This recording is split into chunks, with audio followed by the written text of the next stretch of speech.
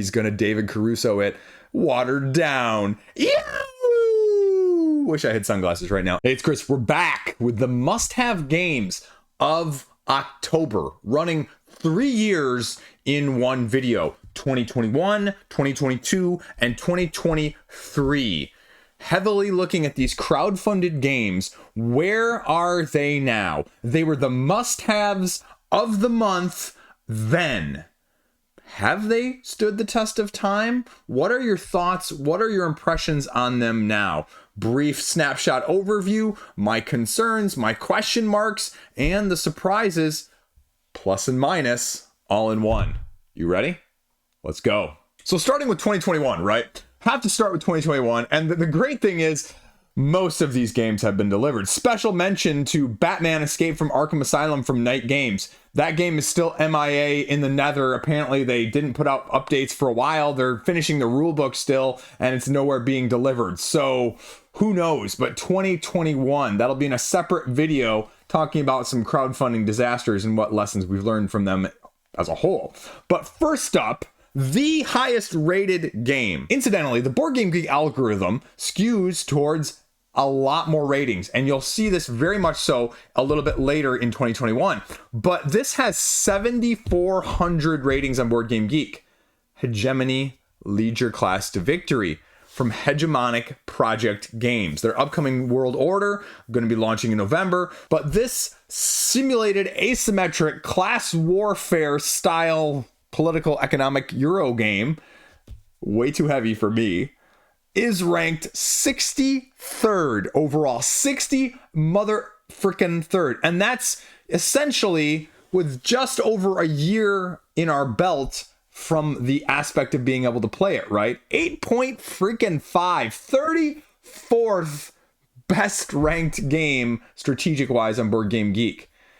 And does it deserve that? I mean, I just have to feel like to rise that heavily, that fast, this is a super niche game. It really just confirms to me the bias that Board Game Geek brings in terms of the heavy games. People say it's not there. It is there. They say it's not there with the crowdfunding. It is there. It's not with everything. It's not ubiquitous across the board, but holy cow, Batman, right? This also speaks to just a niche within a niche, right? The only people that are going to rate this game are going to be the people that love it. The only people that are going to buy this game in the first place are the ones that are going to be heavily predisposed to loving it. Not saying, though, at the same time, it isn't a good game, because you can be both of those, right? But take that for what it is. Card-driven, capitalistic, working class, labor markets, foreign trade, a little too close to home for some thematically, but inarguably up there probably with Shadowborn Games and, well, obviously the head and shoulders above them all, Gloomhaven, as you launched your first game and it was one of the best ones ever. How are you going to top that, right? And so we'll see. But that's impressive. But I don't think at the same time, this is a game where you look at the rating and you go, oh, wow, this is for me. You look at the holy cow, this is going to take me, 3 hours to play and 4 people knowing what they're doing and heavy strategy to go along with it. But regardless, you got to give kudos. My personal favorite, perhaps maybe not of all of the 3 years, but the one I had on my top 10 list from 2023 when it finally delivered, Thunder Road frickin' Vendetta from Restoration Games. I mean, racing, shooting, last car standing. And just like when I talked about in September, eating crow on Dune War for Rockets from CMON, because I was like, I don't think this is going to be balanced. I looked at this, and the first time they raised their campaign and then canceled and then came back, I was like, holy cow, I don't think this is going to be no Shades of Fireball Island. And again, like I said there, like I say now, eat crow. Eat crow, got the expansion on the second crowdfunding campaign too. I have the Maximum Chrome edition, and this is a forever game. Now, how good is it overall? Well, ranked 451 says it's pretty darn good. Because as a, non-Euro style game, to crack it that quickly, 60-second thematic incorporation and 76 family game, yeah, it's not super heavy. Yeah, it's not super complex. It's, a Mera take that for the masses. And the masses being the ones that can afford $150 take that game if you will. And that's probably the biggest downside as a whole, is if you want all that stuff, you really had to get maximum chrome, and you just can't really get it on the secondary market. And I guess that's the commonality between both of these, because also Hegemony is not inexpensive either. I mean, you're still talking anywhere between $65 to $80, depending on how big of a deal you're getting from that. So Thunder Road Vendetta makes Hegemony look cheap, but I guess the argument against it too is I think like one of those or two of those expansions are probably necessary. I hate saying that, but really to make you feel like you're getting the full experience. So that's a little bit of the downside there as a whole. Then surprisingly, we're jumping all the way up to almost 1,500. And again, I think this is a little bit split, because it's going to look very similar to a one just here we'll talk about in a minute as well, where the votes are split and Board Game Geek kind of skews these apart, and you wonder what would happen if they were all together, because Too Many Bones did the Unbreakable expansion, just like we're seeing concurrently at the time of me filming this, the Cloudspire Harbinger campaign, where inevitably that's going to fracture and splinter off there. But as the Gearlocks get into the caverns, you're getting Unbreakable with a few new mechanics. And again, 8.9, but this is just like niche within a niche, right? The only people that are going to get this game are going to be the people that love Too Many Bones in the first place. This was not a great jumping in point. That was Undertow. This was not the one that is always recommended as the core box. This was for people foolish like me that thought this would change their mind. And it didn't, again, not me. But again, not me saying bad game, me saying that, as a weight of almost 4, and this is the algorithm again screwing up, somehow 791 votes. 791 votes gets you in the top 1,500, which boggles my mind, because the next game is just outside of 1,500 with almost 4 times the votes. So this algorithm that Board Game Geek does is really screwed up, but it just makes you go, okay, does this really matter? Does the algorithm actually give weight or credence to these games? Not necessarily. It helps you stratify them, I guess, more than anything else. But whether it's green or blue or purple or red, okay, maybe not red. Reds are bad games. But any of those colors, it's kind of hard still to differentiate. So Too Many Bones, again, giving you more of the Too Many Bones in the first place. So I'd be curious to see if this was combined with the base game, like I said, but with this one being so within the same group of people, that it would probably actually do the opposite of what I initially expected a lot of these do, is that it would probably actually rocket it up further in that sense. And again, we'll talk about another one that I think should have done that or should do that as well, but for some reason they've still got it separated out on Board Game Geek, and that's Marvel Dice Throne. But actually, the one I was just alluding to out of the 1500s, surprisingly of all of these, right, higher than Marvel Dice Throne even, which we'll get to, Paint the Roses from North Star, right?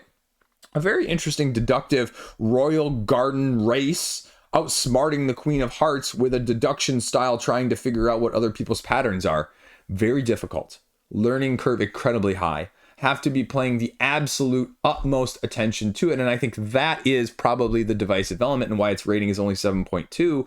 And even though it falls in the 400s for the family weight rating, I would argue I would not want to play this with a family. I had this. I ended up getting rid of my copy. I think it's a great game, but it requires so much focus. One of the most focus requiring games I have ever played. And I don't say that as a bad thing, just as an objective portion of things.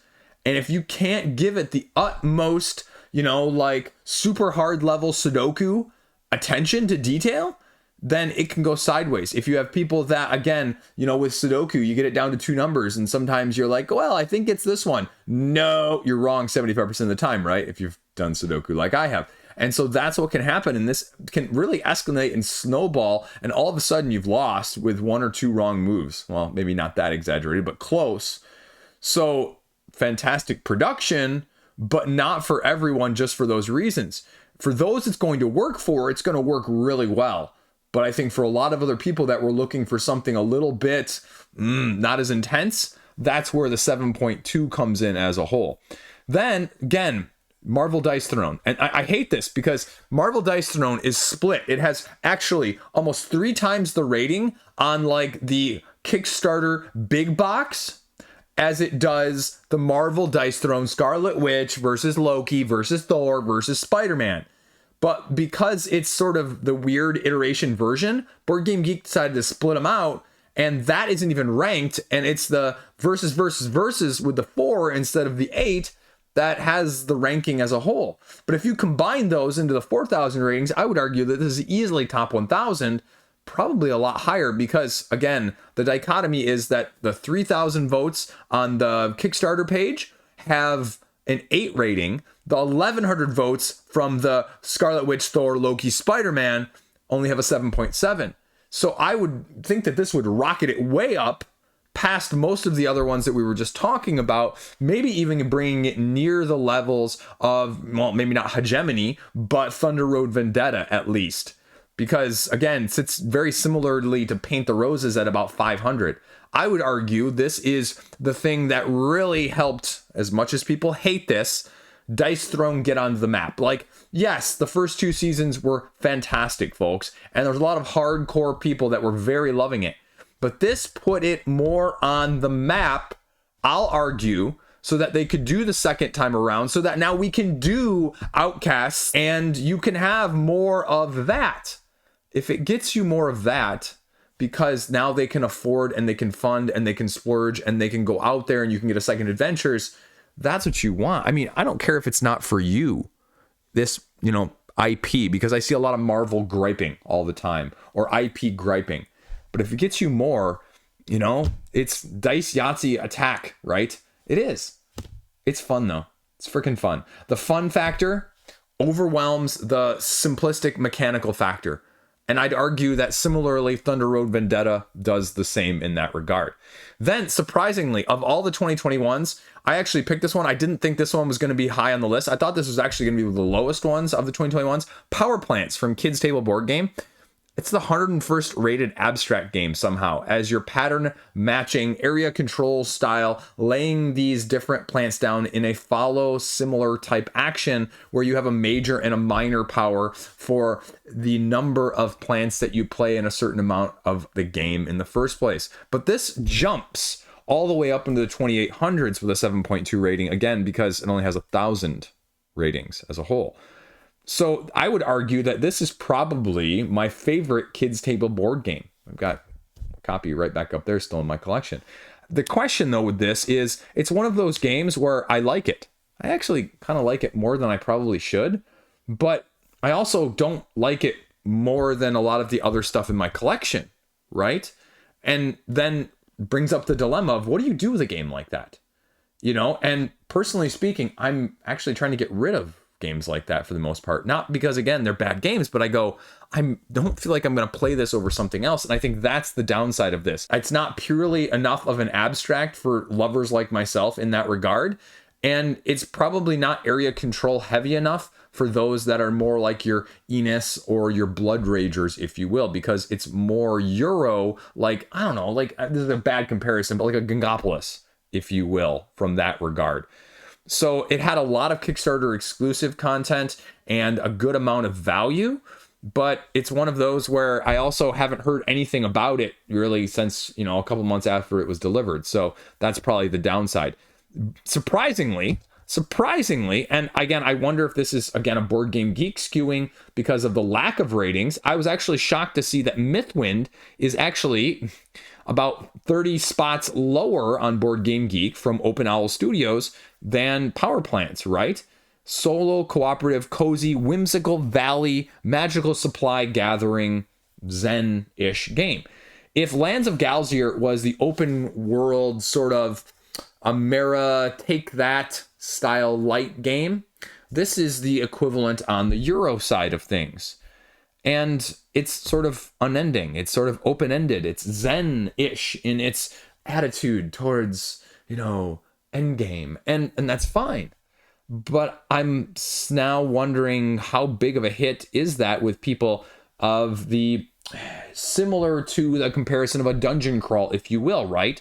Because that's the problem I see with dungeon crawls nowadays is you look at these and you go, I love dungeon crawls, I'll get this one. And then you get it and you go, well, this isn't actually the type of mechanic I like in the dungeon crawl, even though it is a dungeon crawl. But you couldn't tell that on the surface value. And there aren't many Zen-like open-ended, unending games, if you will. And a lack of a discrete endpoint, I think, probably appeals to people. Again, I'm making broad assumptions about the board game geek side of things, right? That it appeals to people in a up here sense, but when they actually get it to the table, maybe it doesn't hit as home.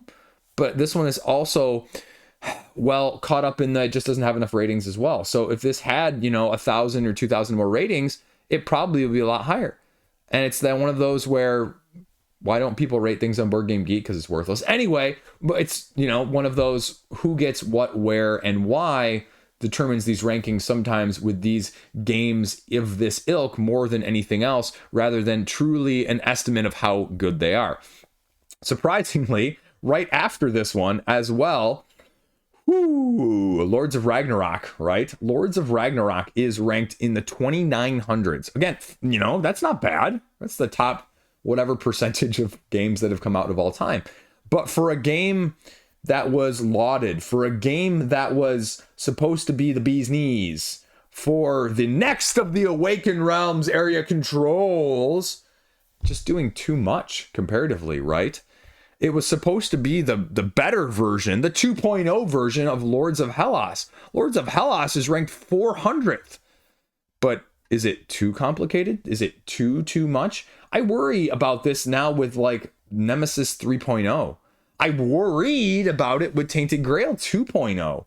But they seem to have smoothed some of those edges. So why weren't the edges smooth with this one? Complexity is definitely more than Hellas. The rule book is heavy, and I'm not sure that, the heaviness of the rule book translated to the ease of gameplay, right? Thicker rule books don't always mean that. And this was, I think, an example of just too much is too much. I'd argue that the ratings from especially the Awakened Realms lovers sort of maybe reflect that, because again, we tend to see these heavy miniature driven based games, especially from the bigger companies, get heavily endorsed on Board Game Geek in the first place. And I have to wonder how much of that is reflective, because if you take the facetious statement that I made at the beginning into light here of saying that all of the crowdfunding games or some of the crowdfunding games or miniature crowdfunding games get inflated, well, if this is a inflation here, then that's some telling aspects of that as well. And I guess it's one of those where was it an expectations versus reality? Too much strategy, too many complications in terms of turn order, choices, helper cards to just keep track of everything you're trying to do. The dynamic of the monster hunts in the first game as well as the second game being a major criticism. And again, I've seen multiple comments across the board in terms of just rule books, with the big criticism across the Awakened Realms and just in crowdfunding in general. I'm not going to pick on them solely because I see this a lot. It's getting better. But a lot of companies still do this internal, okay, hey, here's our rule book, as opposed to sending it out to people and actually having people review it that can review it. Like, just take the rule book and learn how to play off of that without any assistance. I feel like that has gone completely out the window, baby with the bathwater on crowdfunding as a whole. So I guess that's my layperson's interpretation of where things are at, because I don't have a good explanation otherwise. So take that for what you will. Then 4,500, again, these ones here at the end, lack of ratings, 357 ratings. Resident Evil, the board game from Steamforged, the third iteration, right? They went 2 and then they went 3 and then they went back to the original Resident Evil. How is this one different as a cooperative survival game? I don't really know. Build the mansion map, Cthulhu Death May Die-esque vibes, and a campaign over 27 hours. So again, I think this is just a lack of exposure, because I've actually heard decent things about the Resident Evil ones as them being some of the best of the Steamforged games, period. But with some of the exclusivity, I never thought it got the mass market, because again, as myself personally speaking, I'm not a big horror person. I think the horror theme is sort of like a pick up and deliver mechanic. You just don't have as many people cross over and really loving it from that aspect.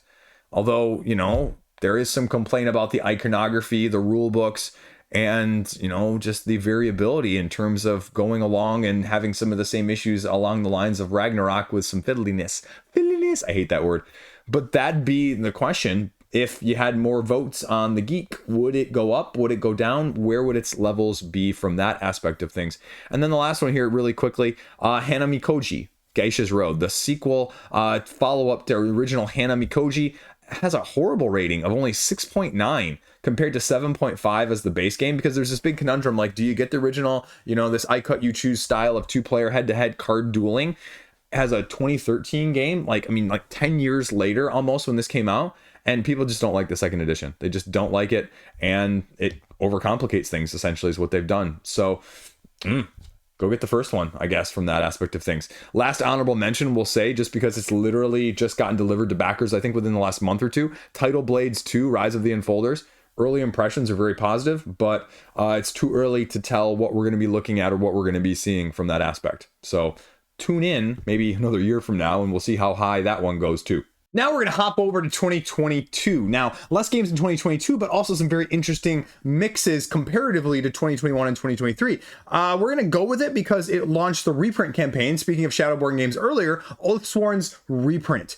Everyone went in on it. They didn't offer really anything more exclusive, anything more. They just said, here is another reprint of our awesome game. 60th overall, 9th thematic best game of all time. Is it that good? Is it even your favorite boss battler? That's the question you have to ask yourself. And ultimately, I think a lot of people like it for what it is, and a lot of people hate it for what it is. But overwhelmingly, the crowd is definitely tilted towards the love. Because again, right, miniatures, bosses, campaigns, all things that weigh heavy on Board Game Geek. But again, it has 5,200 ratings. And overwhelmingly, a 9.0 rating is freaking insane with that many ratings. Is this the right boss battler for me? Because again, not going to be a bad boss battler, you know, with your Townsfolk Tussle at this end of the spectrum in terms of weight and complexity, your Kingdom Death and your Aeon Trespass at this end. And, you know, this is falling, you know, relatively somewhere square in the middle. Is this the right fit for you? And for some people, it really was. I think a lot for the solo side of things. Well, combat being a little bit different than the other two in addition. And, you know, it just plays differently than all of the other ones. So surprisingly, or not surprisingly, the best rated game of 2022, hands down. Then we're talking Life of Amazonia, because it's cracking just outside the top 1,000. A combination of almost like a Quacks of Quedlinburg meets Cascadia, only with more of a Euro control as you're drafting your animals to score in various different ways, a la Cascadia in the first place. Bag building with the chips, drawing a certain number of them on your turn, and utilizing those resources that are provided by the chips to do everything else you need to in basically the 3 different big phases of the game. The big downside, it can extend and stay a little bit too long in terms of its welcome, but that's the biggest downside I could say. I'm not sure, as someone who hasn't played it in a while, similarly to Paint the Roses, or similarly to the other one I mentioned in 2021 of the do I want to play it over something else, not that it's not a good game sort of situation. And I don't think that if my recollection serves me, that the expansion animals with the Kickstarter exclusive ones were as additional necessary as some people are clamoring to get them on the secondary market because they were exclusive. But probably one of the most solid sleeper games of 2022's crowdfunding as a whole.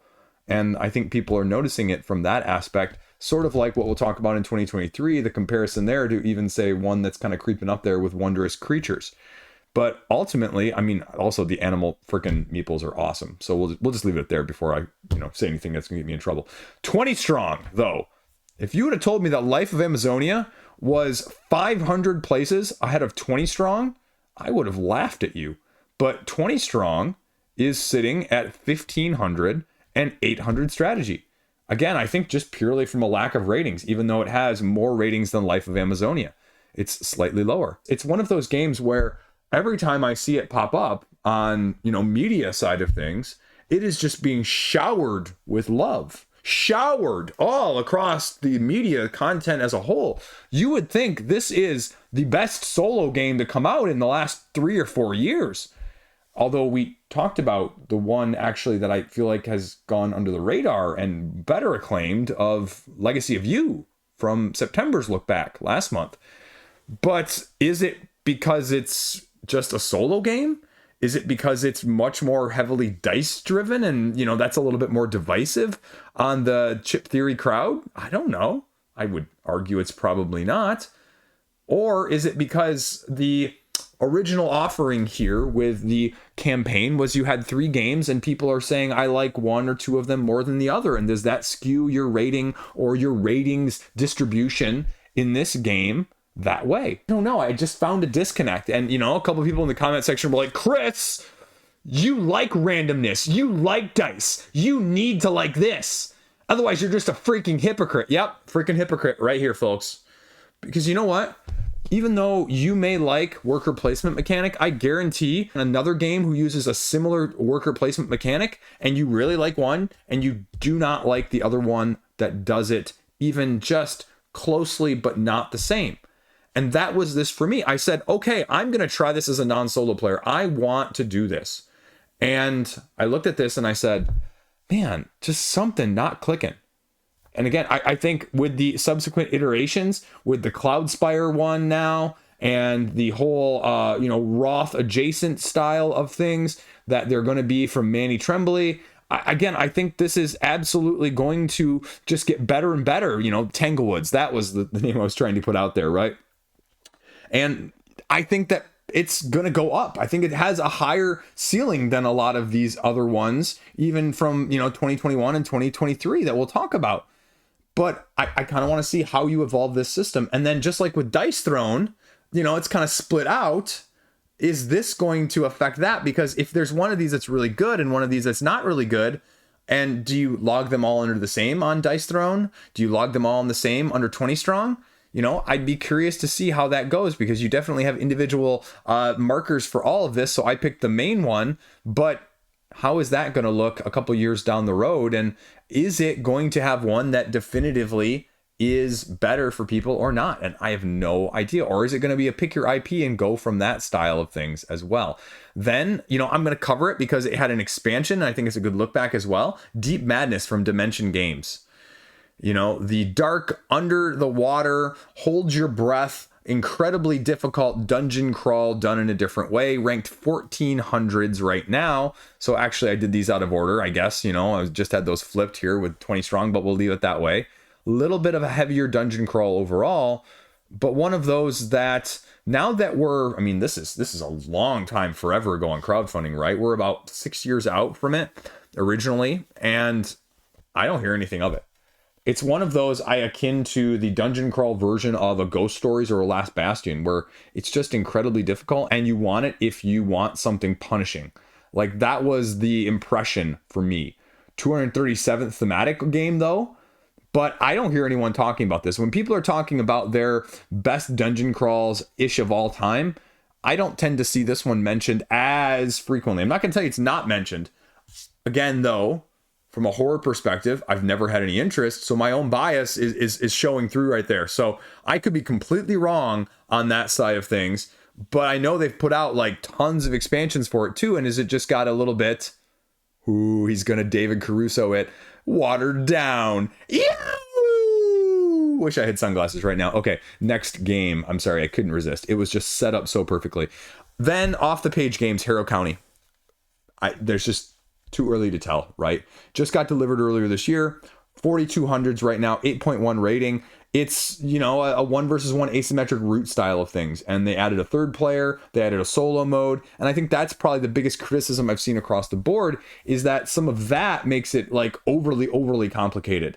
Because like the straight up 1 versus 1, different dynamics, the action system going back and forth is relatively, interesting, with the dynamics of how you're trying to do a little bit of an area control on the center board in the first place. The asymmetric factions, each giving you multiple options of how you want to play them.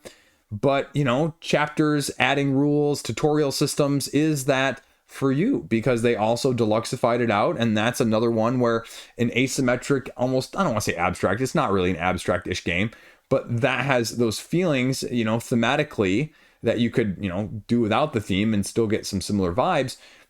is that going to appeal to people? Because it is a little bit more strategic. It reminds me in the same sense of Root that you need to have your known meta and what the other person can do down to get the full depth of or interest in this game. And if that is not how you play these games, I'm not going to say lifestyle, right? Because lifestyle games need to be, I've had that, conversation in the comment section a couple of times. But if you don't have the repeated close play that the meta develops where these games get their strength from, even with something more as simple as Lord of the Rings Confrontation, then it is going to fall flat. It is. No qualms about that.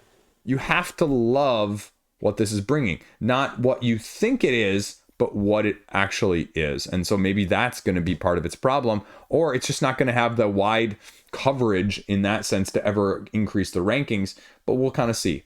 Then a couple here at the end, too early to tell as well. Cthulhu, Death May Die, Fear of the Unknown. Still waiting. Just read an update the other day between this and Multiverse for Marvel United, that they're still in the process of booking containers. Like, they didn't book all the containers at once for all of the locations. Like, I understand if it's too much money to book all of the 37,000 different containers you need for every single location, but when you don't book all of them for a location, that's the issue. Is this going to be better than the original Cthulhu Death May Die? I would make the argument that Cthulhu Death May Die is, the top 2 or 3 games that CMON has ever put out, period. I would argue it's one of the best cooperative games of all time, period.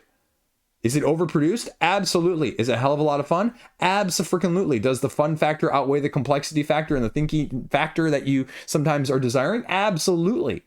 But with this one, I almost sold my first Unspeakable box because I think it's almost a better deal on the second one. And you could make money off the first one. But that was the question. And that's the question that this is going to remain until we get more access. Because I also, similarly or dissimilarly as well to Marvel United, I didn't feel like some of the investigators with the stretch goals and the big expansion boxes were as different as they needed to be. At least with Marvel United's iterations with some of the newer stuff, even though it power creeps and makes some of the old stuff, frankly speaking, obsolete, it actually gives you more asymmetry. Some of these guys aren't as nearly as asymmetric as you want, and the miniatures are too big for the tiles. And so some of those are issues, but how much of that are you willing to overlook? And I'm afraid we're not going to know with this game, Marvel United, before the end of 2024. Like, I would love to be able to say whether or not this is going to be in my top 10 on the list of the year, but I don't even think I'm going to have it before December.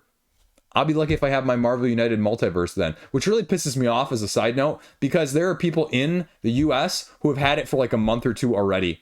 And that's irritating. It's already at wide retail. I don't care about that, because I'm getting a better deal. I'm getting a bunch of the exclusives, but come on. Then we're getting to an expansion content situation here. 2 big expansions, one sitting right behind me, Spirit Island, Nature Incarnate. It's more of everything Spirit Island, right? Just when we were talking about, from 2021, the only people that are going to buy some of those niche games like Too Many Bones Unbreakable, the only people that are going to buy a 3rd expansion for Spirit Island are the people that are going to love it. So guess what they're going to rate it, right? I'd still make the argument it's the best expansion to come out in 2023. I'd still make the argument that is potentially the best expansion for Spirit Island, but that's not for me to decide. I just love the fact that they have done such an amazing job with this. It has somehow almost 1,000 ratings and a 9.4 rating as a whole. Expansions don't get ranked though, in case you were missing that. Although you should, right? You should. It'd be a completely screwed up system. I don't know how you'd ever do it, but yeah.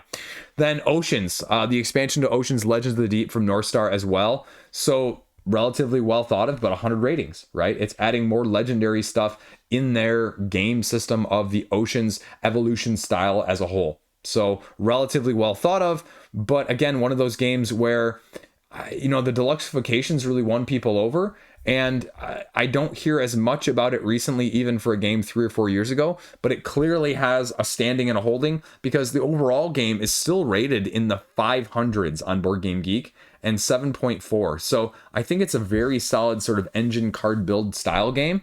For me personally, I always felt like the phase 1 was kind of a letdown and the phase 2 was really the awesomeness. So it was one of those games where I said, I like it, but I'm not going to play it again over other stuff. So I actually ended up trading it away to get something else.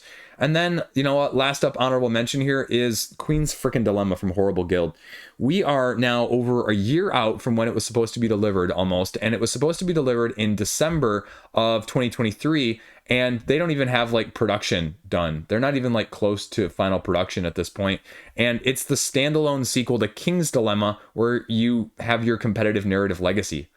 And again, I'll make the argument, like I said in my unpopular board game opinions video, legacy games don't belong on crowdfunding. I looked at this one and I said, how can you sell me on this? You can't tell me anything about it. You can't, give me absolute, how am I going to like this based on what mechanics are being shown to me? Hey guys, trust us. If you like the other one, you'll like this one, and you can deluxify it. And it was super, super expensive. The standard edition with a recharge pack and the necessary expansion, asterisk kidding there, facetiousness, was 130 euros. That was insane. They actually added a basic pledge for 100 euros. This better be the best legacy game of all time if it's going to be even more expensive than Ticket to Ride Legacy, right? And truth be told, you won't have a freaking clue. I won't have a freaking clue, maybe even for over another year. So take that for what you will. Then we hit into the troublesome 2023s. Now, this really isn't that big of a deal, right? Because everyone knows you go into crowdfunding with a product that isn't anywhere close to actually getting to backers anytime soon. So the fact that, well, only 3 of the projects from a year ago have been delivered to people, not surprising whatsoever. The ones that have delivered, though, are going to be obvious because, well, the people that come with more ready products, right?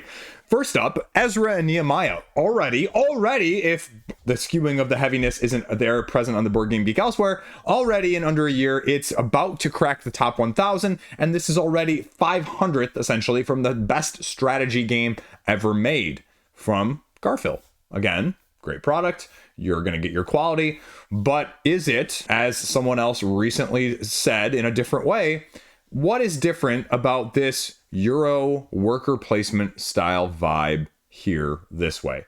And again, this is one that I can't speak to personally, right? How does this one compare? What ilk is going to be present in this one that is going to make it the twist, the asymmetry, the difference than, the other 50 or so that you're thinking of that maybe came out in this past year as well?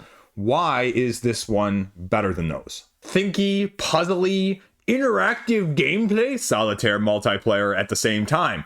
The action selection system is apparently with a uniqueness of getting stronger over your turns or your rounds.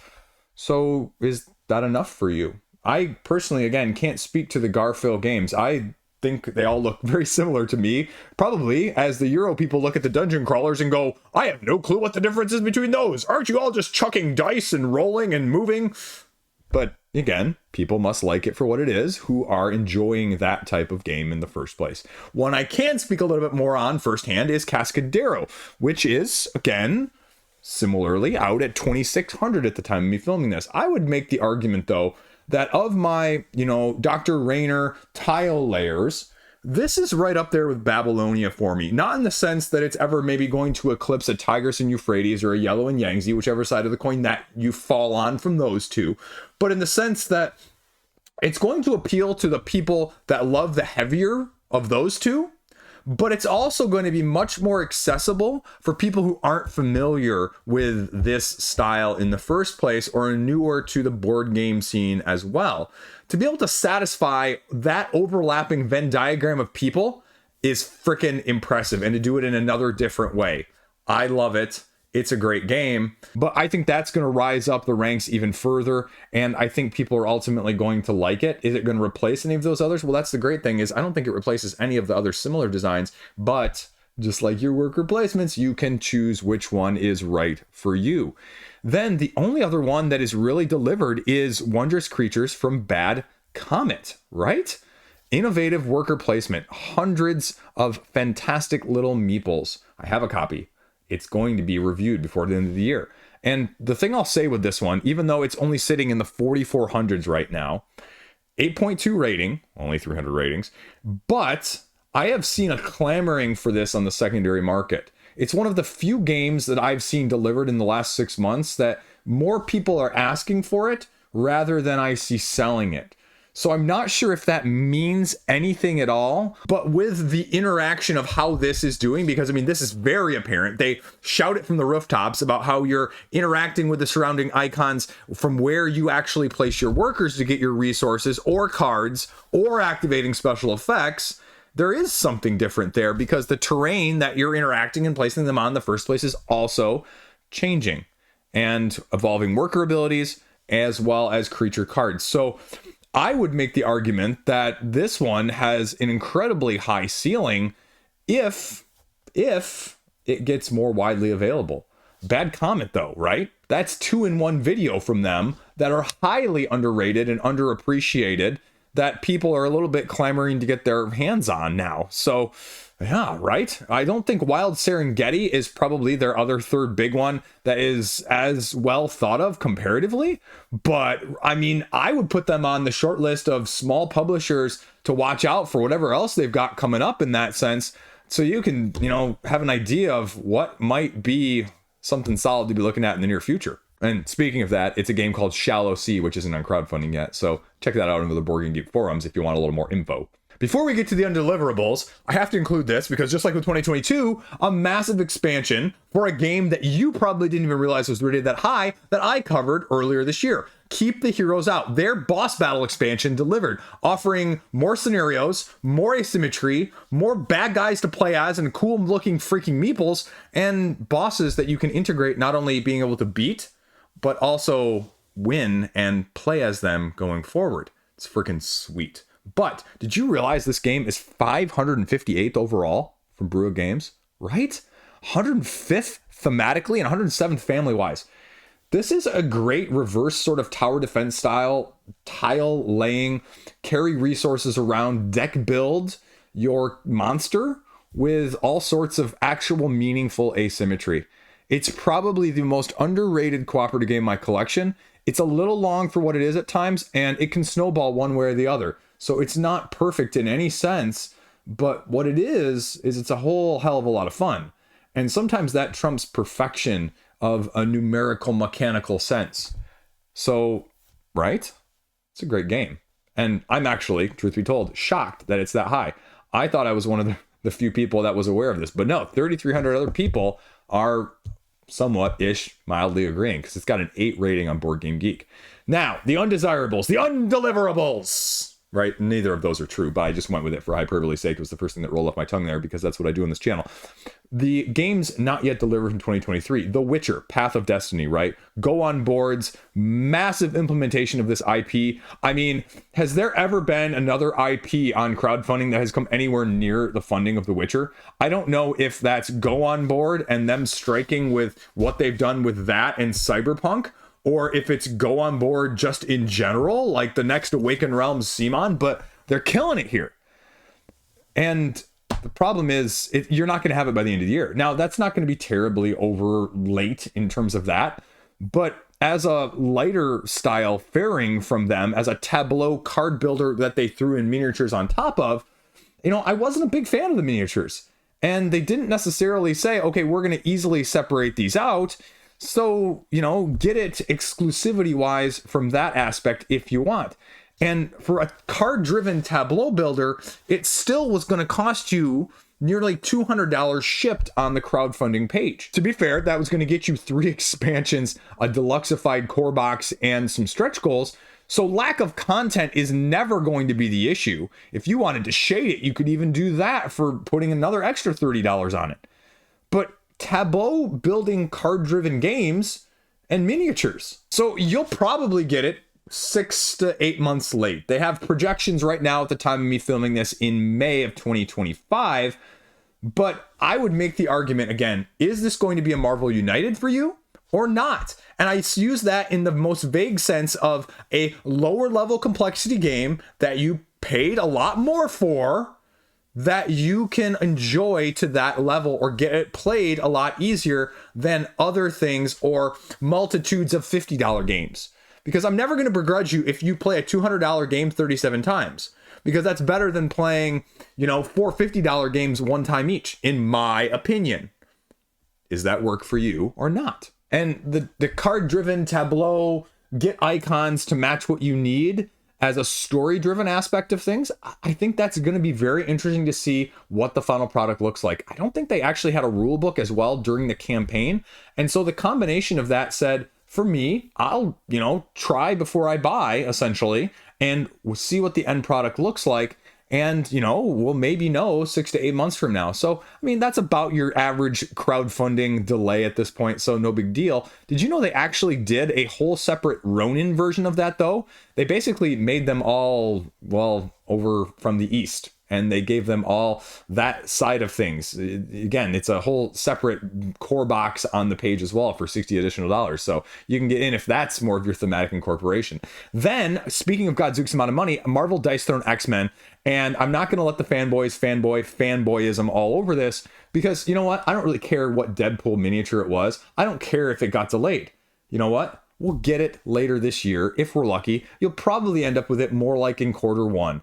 You know what? It's what happens with IPs. Do I really care? No. Should you complain? No. Is it going to be more Marvel Dice Throne awesomeness? Yes. I wasn't superly overly impressed by the creativity with some of these Marvel characters. I just want oddball, crazy, off the wall stuff. And so that's me, right? And they went a little bit, different. And I'm probably an outlier, so don't listen to me, but I think it's going to be solid. And the only thing I'll say with this is that you had way too many people blinging in this thing out for like $500. I love Dice Throne, right? Don't get me wrong. But Dice Throne is not a $500 game for me. If it is for you, good luck. But I also couldn't avoid getting the missions, because now I get to play cooperatively with my kids, and it's going to be freaking amazing. And so that right there alone is going to give significant elevation. But similarly, when we talk about these properties again, it's going to be split. So how do you rank that? How is that going to change its overall rank? Who knows? Then Cardboard Alchemy. Their follow-up to Flamecraft was Critter Kitchen. A little bit more complex, a little bit, a little more oomph in terms of gameplay. Not nearly as much money, but maybe a little bit more satisfying as well. It's very cute aesthetic. The standard brunch edition, the deluxe edition, and the merch feast. Merch feast, right? That just selling merch on a crowdfunding campaign. $160, right? It still raised $1 million, which is freaking incredible. And it was supposed to be delivered by the end of this year. So you might see some early reviews from big time people, because I would imagine that they're going to get copies here in the next, 6 weeks or so, if backers are scheduled to get it around January. But you may also not see this one trickle over until 2025 and impressions in that way. Personally speaking, I don't really think a game like this needs a 6 or 7 player mode, but you could deluxify your deluxifies with this. And it's just going to be a little bit more of a worker placement, action economy, resource management style of things, more so than Flamecraft. Consequently, is it still too light if you're looking for something middleweight Euro worker placement? Time will tell, and we'll see within 6 months. 2 left here. We're almost done. Old King's Crown, Tale of Royalty, Rebels, and Ruses. I like this game. It's going to be too meta. It's going to be too heavy. There's going to be too many moving parts for people in terms of the bluffing bidding style of things. But I really liked it from Eerie Idle Games. 7,000 other people agreed with me. Raised $500,000 last year. And it's not supposed to be delivered until, the middle of 2025. So no worries about it being over at this point. And they're working on their language partners in terms of getting production ready. So, you're going to wait still a while for this one. And you might not have a great opinion on this one until this time next year, which, again, you have plenty of other stuff to play in the meantime. And that brings us lastly around to Orange Nebula's Spiritfire from the creators of Unsettled and Vindication. Now we're going to kind of see how this one shakes out, right? And as a living, non-linear, open world, unique, fantastic realm journey introspectively using discovery, wonder, and mystery, they don't have a freaking clue when it's going to be back to you, right? They're still doing play testing at this point. And they say sometime in the first half of 2025. Nope. Don't see it happening. Would be surprised if it does, but again, that's the issue with some of these crowdfunding campaigns. Everybody just wants to have such a big scope of things nowadays that sometimes reining it in is better. I like extra stuff. I like lots of stuff, but there is such a thing as too much. And not only is crowdfunding testing the limits of that from a wallet side of things on a routine basis, things like this, or even when I covered the recent crowdfunding campaign Story of Many, when they're saying 400,000 words, right? That just, it seems like we're jumping the shark a little bit in how much we're trying to do nowadays. And inevitably, it's going to lead to significant delays like this. So this doesn't shock me one bit whatsoever. I mean, I like the emphasis on we're going to get it to you when it's ready, because I do not want a crappy product. A crappy product is a crappy product forever. But I'd say also in this same sense, why come to us with, I don't know how many expansions that were included with this in the first place? Why not wait with some of those? Why not have some of those come later? Why not do a second crowdfunding campaign when you've actually got a managing sizable knowledge of what this game is and not trying to design all things at all times because you can? That's my fear with something like this, because inevitably, you know, all of those things, I feel like if they're done all at once, they all don't get the special, incredibly detailed collection of focus that they need.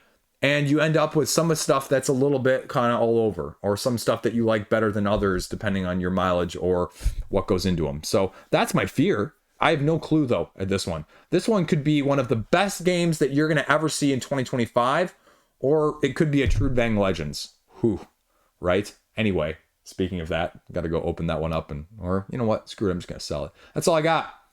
3 years in review. Way too long, way too much, and way too much of me. Good friends of the channel, I bid you adieu. Stay classy. Have a great freaking fantastic day. Thumb this. If this gets, you know, we need to have a video that gets over 1,000 thumbs. Help me get a video that has 1,000 thumbs. So if you haven't thumbed this yet, help me thumb it. Break like my record of like 300.